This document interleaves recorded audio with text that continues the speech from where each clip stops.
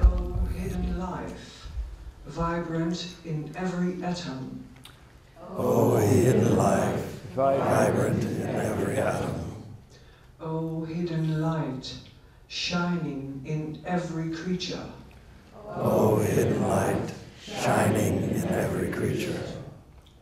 O hidden love, embracing all in oneness. O hidden love, embracing all in oneness.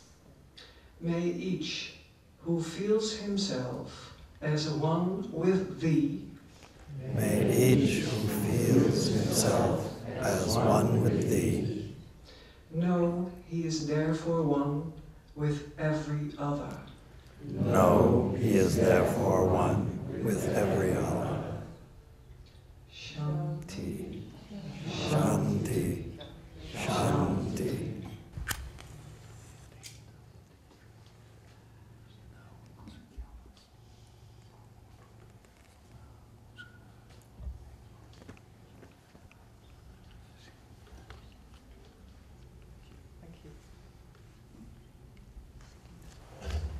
It's a very good thing for me to be able to be here with you at Naarden.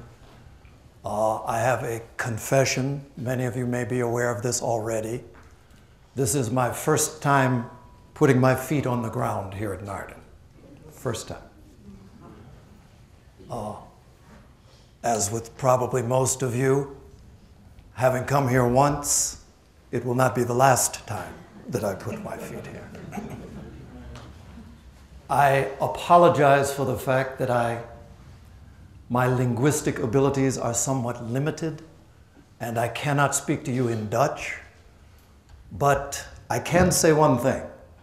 I have been practicing. Ik heet u allen welkom.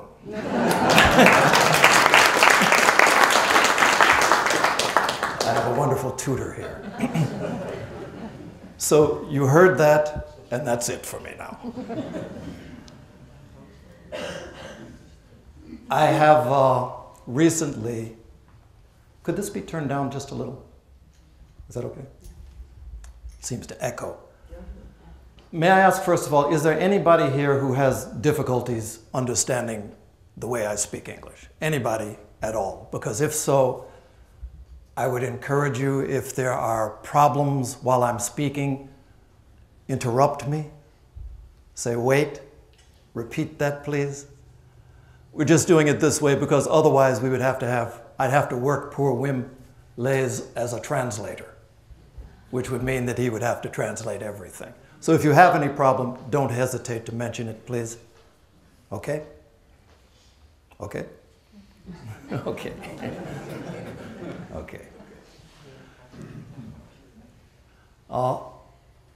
I'm going to speak very informally. This is something that I have looked forward to, what has been now called Dutch Day here at Naarden. I've looked forward to it very much. But I'm coming from right now what has been an excessively active period for me.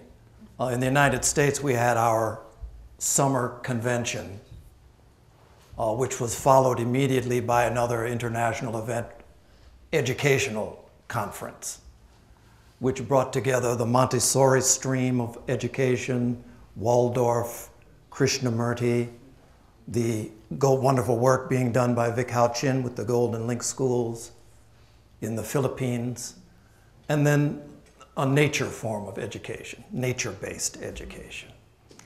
The idea behind that was that there are these many streams of attempting to educate for a new humanity that draw their strength and draw their vision from this theosophical root. But yet none of them talk to one another. Each one has developed their own means of approach, and each one is effective in doing that. But at the same time, there has been this sort of distancing that has taken place over time. So the idea was to perhaps try and have some setting where all of these different streams could once again at least speak to one another. we'll see where it goes. It's something that was very, very good, high energy while it lasted. People were sharing ideas. And now, of course, the next step is, what do we do with that? Which is always the next step. So we'll see. It's something where what I'm coming to understand more and more with the Theosophical movement as a whole, throughout its history, it has been something where at each stage we have been attempting something that has not been attempted, which has been the point of a Theosophical society from the first place.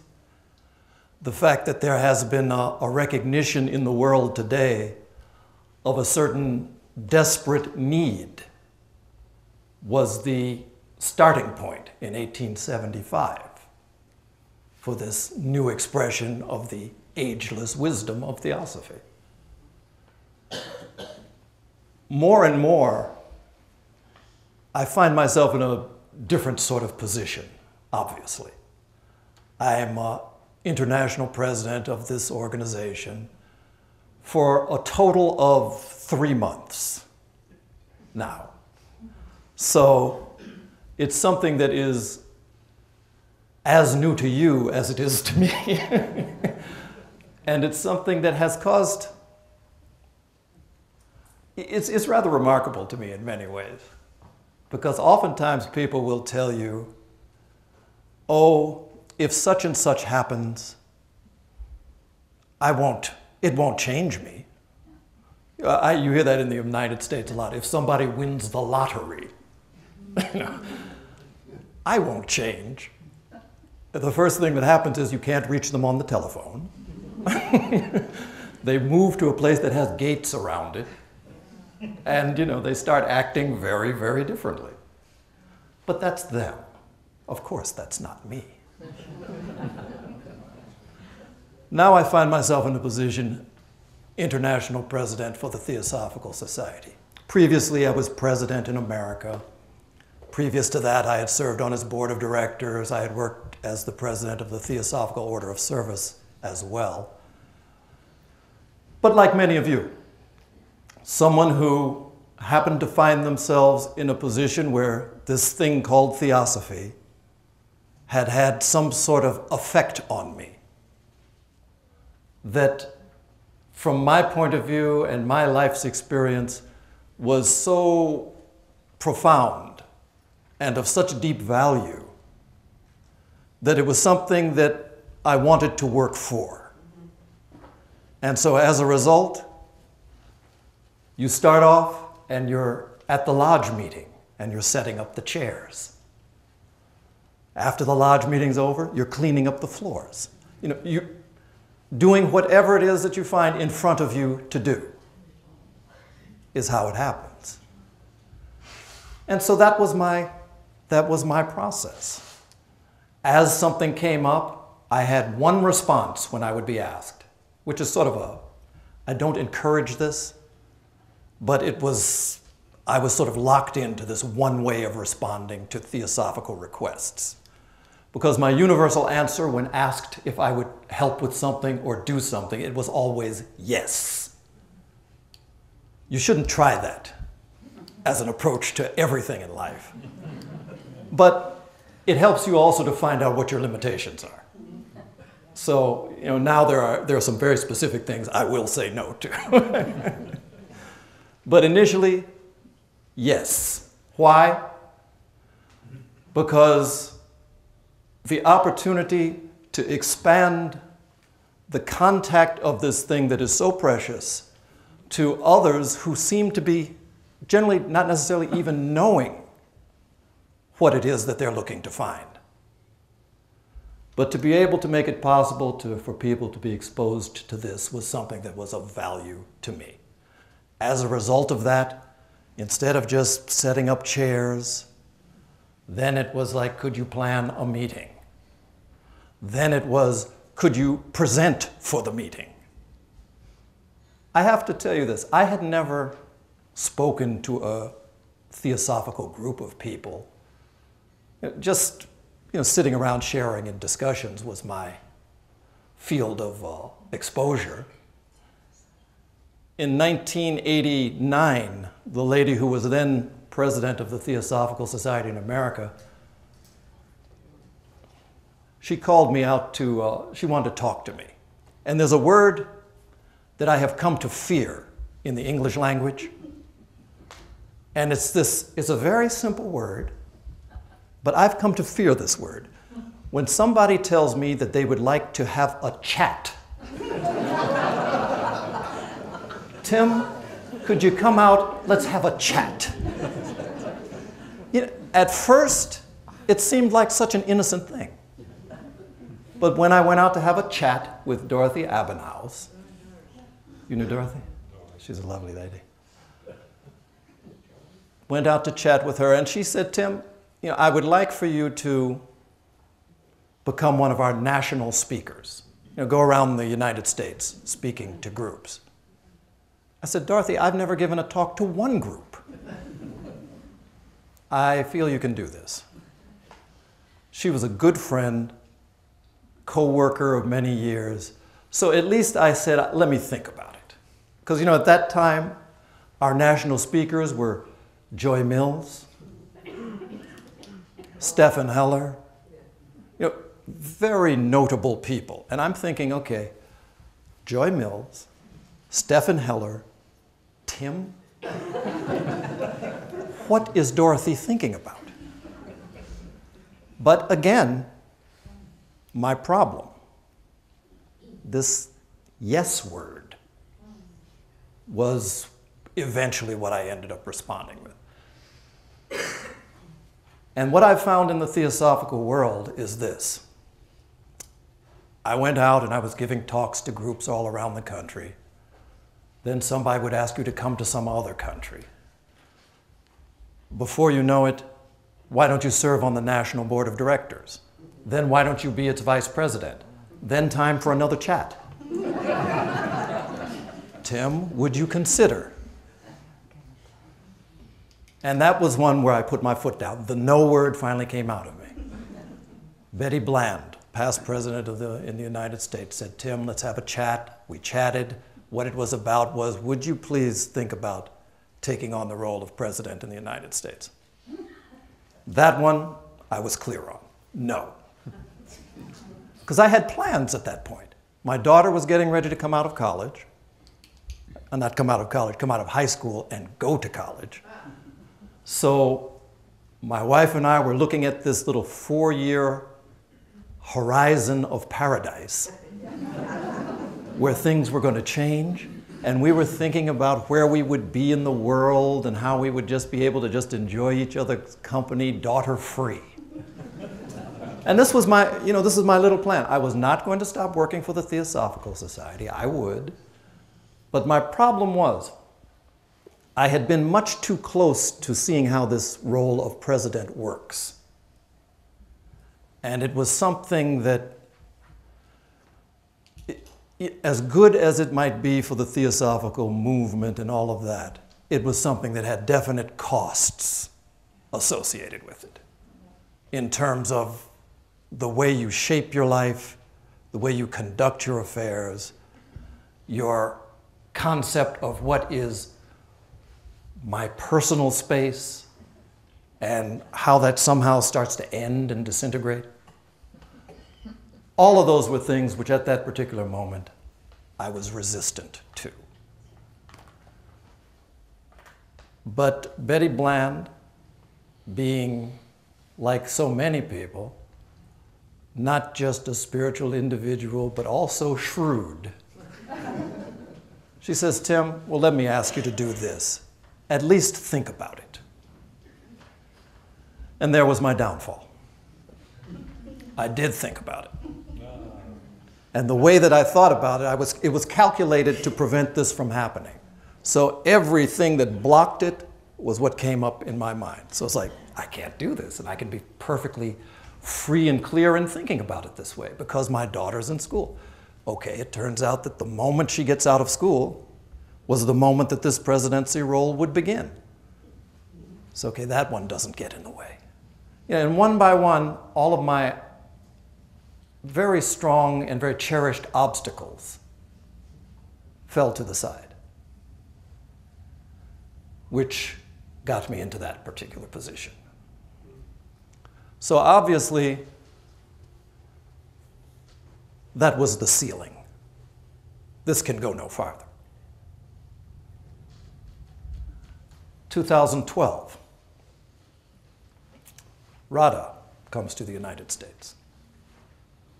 I had just taken over as American president in 2011, had invited her to come to visit with us at our national center.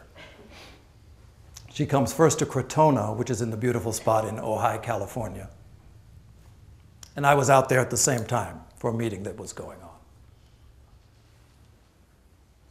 And Radha wants to chat.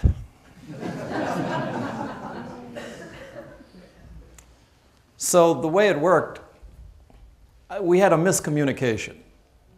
So I was supposed to come by where she was staying, but then we had talked for about 45 minutes earlier in the day, and I thought that this was our chat. I said, okay, this chat was actually relatively painless because we were just talking about things going on. And I went back to Wheaton, Illinois, and she was going to follow. But then it turns out that actually the real chat was supposed to take place when I met with her where she was staying. And I had missed that opportunity, but she was coming to Wheaton. And when she got to Wheaton was when, over the course of about 2-3 days, we had a chance to talk about the World Theosophical Society and many different things. And it was at that point that she put this idea that perhaps there's, I'm looking at many things at this stage, and perhaps you might want to think about, would it be possible for you to consider this role? And this was just a little bit too much for me.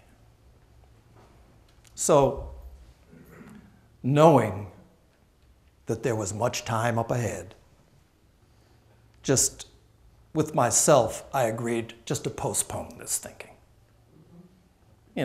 The time will come when you have to put some attention to that. But in the meantime, there's so many other things to do that this is just sort of a, why spend mental energy on that? And of course, in October, she passed. And so now I bring you greetings from the international president of the Theosophical Society, which is me. But all of this is just to say, every one of us are involved in the exact same work. The fact that I find myself standing now where I do is something that there was no possible visible connection between a simple love for theosophy and a willingness to work where there were things that my hands could find, to now serving in a different capacity. That's the difference. That effort in a specific sort of line over time has this way of expanding our capacity. And also, as much as I sort of downplay the word, yes is a very powerful, not word, but yes is a very powerful frame of mind and a frame of heart. Part of what we find ourselves having to deal with in ourselves, in our groups, and internationally, from moment to moment, there's certain things that are going on. I have cultivated a habit of saying, I'm halfway joking, but there, of course, is some truth to this, that my point of view about the Theosophical Society is that the Theosophical Society is perfect in every way. that the only problem we have with the Theosophical Society is these people. If it wasn't for these damn people, everything would be perfect. But the problem is that, the problem is me and the problem is you. And the problem is that the Theosophical Society came into being for humanity. Not for theosophists, for humanity. So, what we end up doing is trying to devise those means that are going to best serve humanity.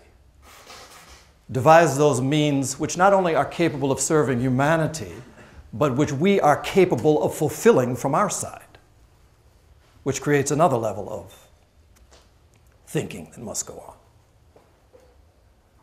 In the theosophical world, just in terms of the numbers of people in the world who are actual card-carrying members of the Theosophical Society, we're talking about 26,000 people. 26,000 people, half of whom live in India. So globally, it's a small number in terms of 7 billion people in the world.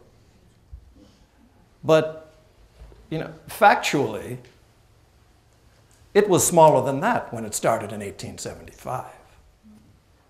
And factually as well, when you look at the influence that the concepts that were brought in by the Theosophical Society, the influence that it has exerted on the world culture, not just India, not just the Netherlands, not just America, world culture, it has permeated into the culture of this world.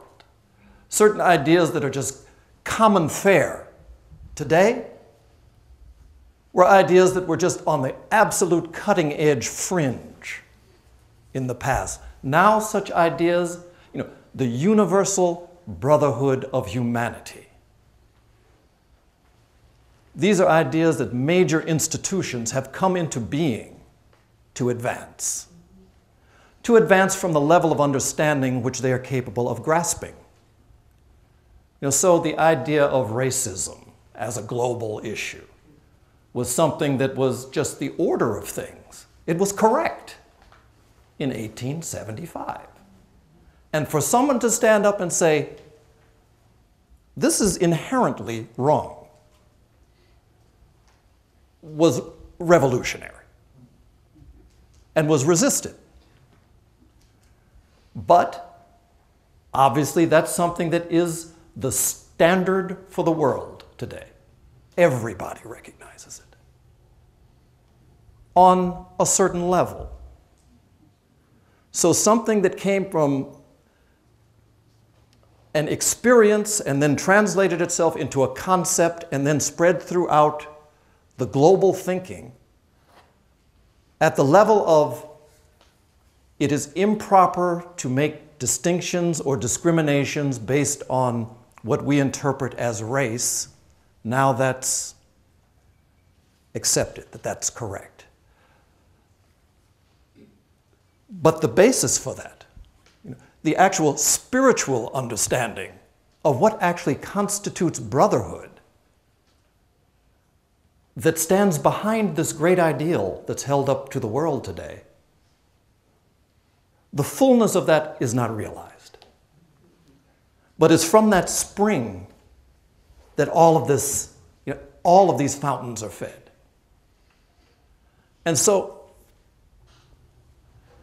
everybody sees the water running on top of the ground. But the deep source of that, underneath, is this basis of theosophy. And it's the reason why you can say there are 25,000 people who have somehow embraced this approach to the world. Embraced, rather, this attempt at trying to understand and to experience the real world. That if, in fact, we ever reach a point in this world where you have 25,000 people worldwide, not Theosophical members, but worldwide, who have a deep experience of this, in that moment, this world will change. It's not here yet. It's coming, but it's not here yet.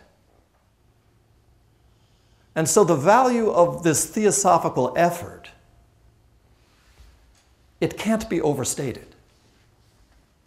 It is something that is so important, that is so needed, and that it's certain that it's going to occur. Whether or not it's something that occurs through the Theosophical Society is really irrelevant. We hope that it will. But that's not our role. You know, we're not trying to get branding recognition. We don't want, you know, the new consciousness to be like the Nike logo of the Theosophical Society. That's not our direction. One of the things that's said in the Mahachohan's letter, and it's very interesting because probably all of you are familiar with this statement that the Theosophical Society came into being to be the cornerstone of the future. Now you tell me which it is, the future religion of humanity or the future religions, plural. Which is it? Because you'll see it both ways. Actually, in the document that the Mahachohan's letter was in existence, it was quoted by Blavatsky and others numerous places before it came as an actual whole letter. But in the notes that Sinnett took from what he remembered of his copy, it's singular, the future religion of humanity. But in the ones that were researched along a different line, where it appeared in Blavatsky's notes and others, it's religions. You know, it may be a small point, but it's not. The idea that there will be one future religion for humanity is a very different thing from the idea that as we have it now, where you have multiple religions, multiple expressions related to multiple cultures, that these things, even in this new humanity, that these will flower and be fed from this same source. It's a different way of thinking. And I think it's an important one in the sense that we're Theosophists. And as such, as much as we do the necessary sorts of effort to maintain a sense of humility, to maintain a sense of perspective, I think somewhere deep inside of our theosophical hearts, it would be wonderful at some future age to point and say, you know, this future religion of humanity that you all are so happy about, that came from the Theosophical Society. That's ours. Get used to it. We did it. Somewhere deep inside, there's that little corner that hasn't quite found out about humility yet. But, you know, if in fact you take the point of view that the future religions of humanity will be drawing on this sense that there is one life, this idea that all the different avenues of considering it, science, philosophy, religion, are the three that we list. You know, that all of these different avenues are different ways of perceiving this same truth. That's something that could promote, you know, this deeper sort of sense of humility, in the sense that all of it, it's all one thing. But that's our role. So as people, as members, you know, right now, within our Theosophical Society, it's a point of change. For many years, Radha, was the president of the society. And as with each of the presidents of the society, she brought all of her efforts to promoting this work in the world.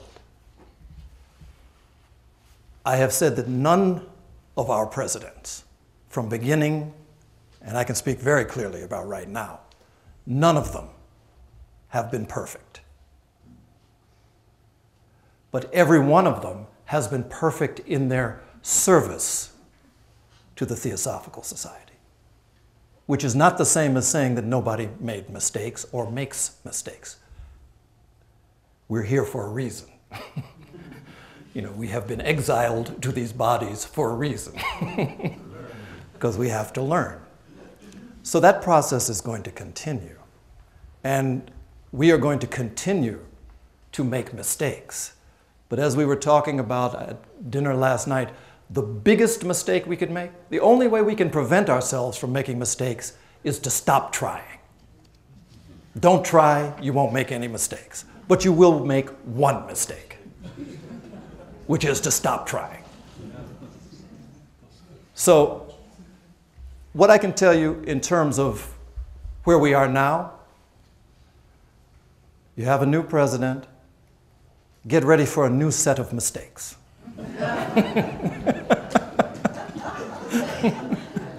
Get ready for a new set of mistakes.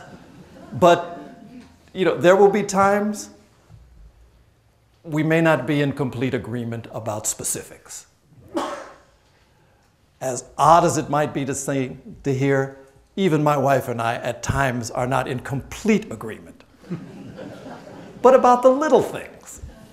The little things. And even that is rare. I have to say that because I have to go home with her tonight. But actually it's also the truth. But those things will occur. But it'll occur because we're trying, and hopefully it will occur because we are trying together. Together. One of the things that has been the hallmark of the successful work that has been done by the Theosophical Society has been the fact that it has involved the minds and the hearts and the hands of many people from many places around the world. This is a worldwide movement we're part of. It's not just Holland, it's not just America, it's not just India. This is a worldwide movement. And what I find, just in terms of customs and ways of looking at the world, it differs from place to place. And to think that any one of them is the absolute be-all, end-all of the ways that we see this world today is a mistake. And I think it's a mistake that can tend to isolate us. And part of that, we'll see how things progress. But I do believe one of the things that has occurred with the Theosophical Society and with the current expression of the ageless wisdom that we embrace and call theosophy, when it came into the world, it was something that had no language really to express it. Much of what we say now is sort of a mixture of some Sanskrit, some Tibetan, and some language that Blavatsky and Sinnett really had to develop to actually even express these ideas in the Western world. They did their best. And along the way, so much of this, as I say, has permeated the rest of the world, so much so that there are groups in this world today that are pursuing aspects of this theosophical vision in ways that are much more effective than the Theosophical Society can do. It's specific. And there are specific benefits that come from it. You have groups, I know in the United States, there's one, the Institute of Noetic Sciences. Some of you may be aware of it. This fellow who was an astronaut. Yeah. What do you say? Institute of? Institute of Noetic Sciences. ions. And here I don't know how they would do it. There was a fellow who was an astronaut. He was the first man to set foot on the moon. And when he came back from space, he had this, it was a mystical experience that altered his whole way of seeing things. Edgar Mitchell was his name. So when he came back, he started this group. And the function of it was to just take science and scientific method and apply it to consciousness. Because he could see that that was the real realm where the change was going to come. And it was also the realm that was excluded from scientific thinking. It was not allowed, because it is not measurable yet. The effects you can measure, but consciousness, that's still something that is produced by molecules in the brain from the conventional scientific view. But he started this group, and as a result of what they have done, in the United States, health insurance can be applied to such things as putting little needles in places on the body that there is no scientific, reason why it works, but it has been demonstrated, the measurable effects that change. So subtle bodies has been largely what they have studied. They do that. It's based 100% on this view that has come from the Theosophical worldview. That's not an area that we explore in specifically. It would take too much of our energy, too much of our resources. Hand it over to scientists with that frame of mind, and they do it wonderfully. One specific, but slightly removed from this broader view in which it has its place. But those are people who are out here now and who are really having a profound influence in the world. One of the things we have done in the United States is we have, on certain particular projects in certain areas, to partner with groups like IONS in terms of promotion of specific sorts of aspects of this work. Because it's not something that we can do. It's not something that we will do. But to bring together, again, all of these different branches that have come from this one source is something that perhaps it's time to start considering those things. Often the thing that blocks us in this as in other things, you'll excuse me if I have a sip of water.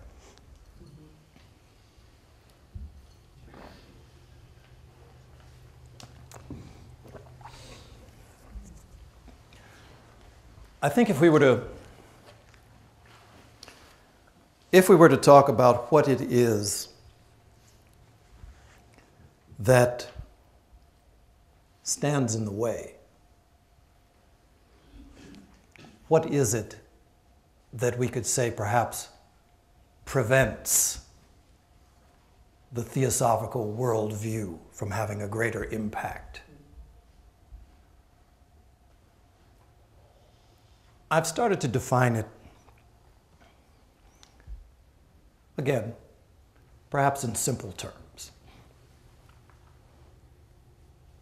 Actually, I've come to the point of view that simple is highly underrated.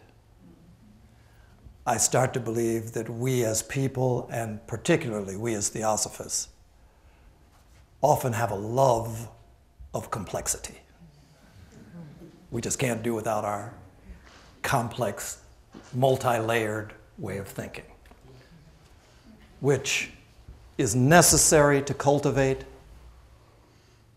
but is also necessary to be able to step away from it and then come back. But the word that to me encapsulates this view, encompasses this view, that I would suggest, would be an avenue for us to try and cultivate within ourselves. The word that I would use would be openness. Openness. The quality of being open, which stands almost in direct opposition to the quality of not just being closed, but the quality of being fearful. Being fearful, being afraid. To be open is not to say that you're foolishly rushing toward the edge of a cliff. No. That's not to be open, that's to be foolish.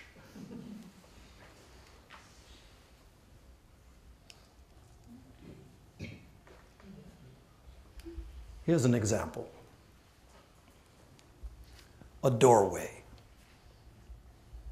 You know, the door swings open, the door swings shut.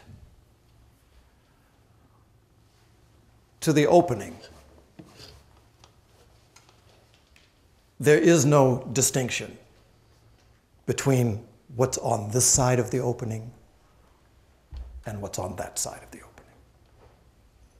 If I stand here and look through the doorway, well, yes, there's outside, there's inside. But to the open doorway, all of it. It's a matter of what's able to flow. What's able to flow will be determined by whether it's tiny or whether it's enlarged.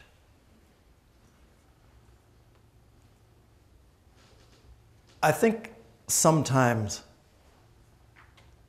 one of the things that is a fear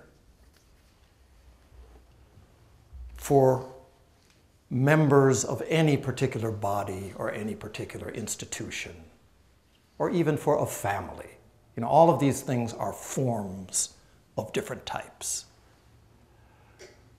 It has taken so much effort, so much work, so much blood, so much sacrifice to develop this body, this form that we have created that we call the Theosophical Society. And it's been added to over time, you know, brick by brick by brick, thought by thought, ritual by ritual, idea by idea, to create what we have now. And it's something that has great value. And rightly so, it's something that we cherish. But I do often feel that one of the things that kind of holds us back in some sense is the feeling that in some way or another, to touch this world will somehow dilute our identity. That somehow or another, some sense of who or what we are or why we're here or what our mission is, what our vision is, somehow will be lost in this process of actually interacting more profoundly with the world and its forms.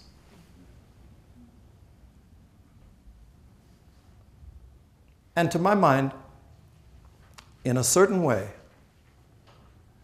we need to examine when these things come up within us. Why? Why would I have that sense? I don't think that anybody walks out of their door in the morning to go to work with a fear that interacting with all of these very different people with very different beliefs, they're going to come back tonight and won't know who they are. If you do, please talk to me afterwards, because there's some things we need to work out here. But you understand what I'm saying, don't you? There are, obviously, it's something that has to be thought through. But the Theosophical Society's vision, the Theosophical Society's mission, really, during the course of this election process, you know, while the elections were going on, from time to time, people would ask the vision question. You know, what is your vision for the Theosophical Society? What is it that, you know, what's the vision for, what's the mission, what's the vision for the society? You know, talk to us about the V word. And, you know, my sense is this. The mission, pardon me, the vision and the mission for the Theosophical Society in 2014 is unchanged from its vision and its mission at the time that the letter from the Mahachohan was written. What has changed is the context and the means to accomplish that mission. That's changed. But the mission is very clear, that there is a need for this sort of wisdom that we call theosophy to influence the values and the ethics of the world in which we live in such a way that humanity becomes somehow uplifted. That's what it is. How you do that is the problem that we have to face. And it's one that lends itself to a variety of approaches. When Blavatsky was alive, she spent almost every minute of her waking life with a pen and paper just writing, sending it off to the newspapers, sending it off to the magazines, writing books. That was the way to influence the world. And she did. I can only imagine how Blavatsky would approach the year 2014 with a wireless connection.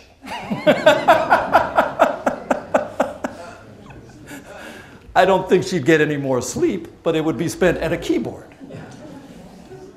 And the influence would be global from the moment she pressed send.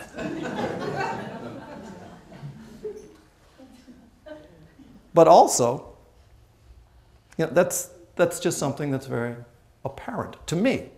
I mean, there may be those among you who would say that no, she would still be using a quill and a piece of, because it was more, you know, the vibration carries more, and that's something to that, of course.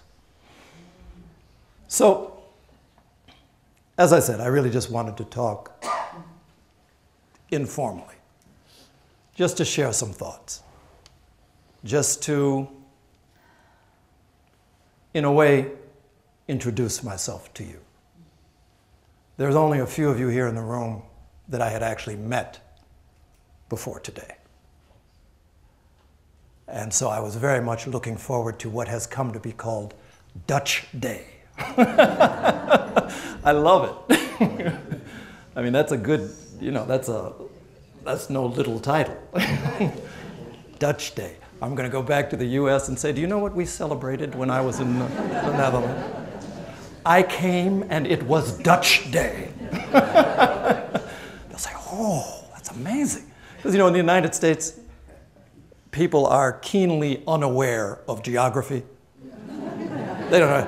And so I will tell them, and don't anybody correct me, please, that Holland is the largest nation in Europe, and that outside of China, it is, and you know, 50% of them won't know.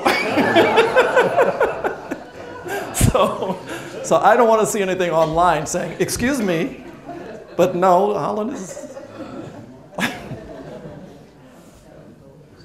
But for me, Theosophical Society worldwide is something that has, because of its vision, it has attracted resources of all different types over its history. I mean, the fact that we are standing and sitting here at Naarden, this is one of the resources, something that is so beautiful, so valuable, that was handed over to the Theosophical Society to use in the work that it had to do for this world. Around the world, this has been how the Theosophical Society has been regarded. This is how it has been enabled to grow. because people at all different levels have seen a beauty here. And those who can speak have spoken. Those who could write have written. Those who can teach meditation have taught meditation. Those who can set up chairs, those who can cook, those who can clean, those who can build. Every type of person has been attracted and has chosen to give what they can give to this effort. In the Bible, often I find myself quoting, depending where I am, which particular scripture we turn to. But I think I really don't know that much about the religious climate in the Netherlands. But in the Bible, there's this wonderful, there are many wonderful things. But someone is asking about what they have, what they can give. And apparently, in this particular passage, Jesus, the Christ, was walking through this area. And it was something where the fact that this was someone deeply holy was coming through. This one woman who she was very poor. She had little or nothing. And so knowing that the Master was coming, and in her mind, she asked herself the question of, what is it that I can give? And the quote is, she asks herself, knowing that the Master is coming, what have I in my house? What do we have in the house, our physical house? What do we have in the house of our consciousness? What do we have in the house of our heart that we can give? And for some, they can give 40 acres of Naarden. And that's wonderful. For some, they can give 15 minutes every day in the quiet of their home, sitting silently in a corner, when they connect themselves with their highest vision of truth, with the Master, with whatever it is that brings you to a sense of peace. This is what I have in my house. Many of you, or some of you at least, I'm going to be seeing you at Adyar, because you will find that what you have in your house is the ability to come and to lend your efforts to specific projects that might take a month, that might take a year. Those sorts of things are the sorts of things that will also benefit and help to bring about a certain beauty. But it's different for each one of us. It would be nice to say that, the gold standard for Theosophical service is, living and working at Naarden. It's a wonderful thing if you're able to do that sort of thing. Of course it's wonderful. But there is no, not the problem, but the fact of consciousness, and the fact of our dharma, and the fact of where we find ourselves born in the world, the families that have grown up around us, the connections that we have to responsibilities. Those are real. But we have to continually ask ourselves the question, what do I have in the house of my being that I can contribute to something that I have said is something of value in the world?